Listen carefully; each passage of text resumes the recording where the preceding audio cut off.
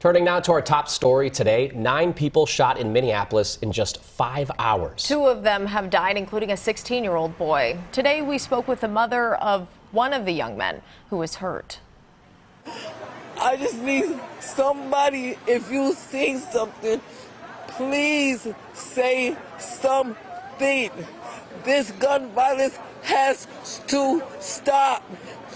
We cannot keep going through this.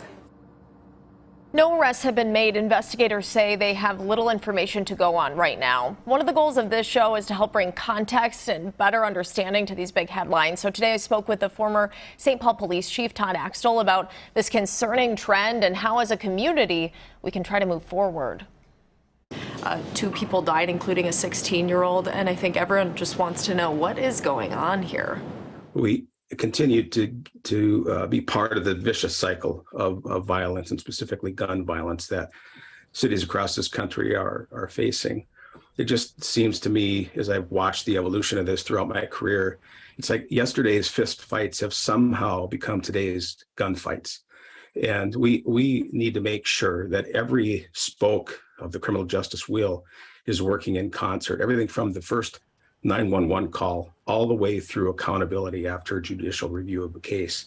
And when those things work in concert, the hub of that wheel always has to be victim-centered, making sure not only we prevent future victims of crime, but supporting the victims who have already been through the system.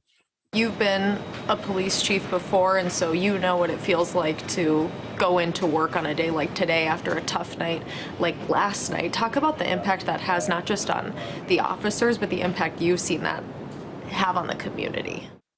This really has a tragic impact, certainly on the victims of the crimes, their families, their neighborhoods. It has long-lasting effects from everything from economics to perception of crime, which go hand in hand in the livability of cities. There's a problematic gas station in one of the areas where the shooting happened. There's a problematic liquor store. And so some people out there today were like, just shut those businesses down or get more security. I mean, do either of those solutions actually work in your experience? Well, many times in my career, I have visited those problem locations, whether it's a gas station, a bar, a location that has a prominent violence time after time. Again, there has to be some accountability too on the business owners to make sure they're doing everything possible to prevent crimes. Everybody has to be rowing in the same direction.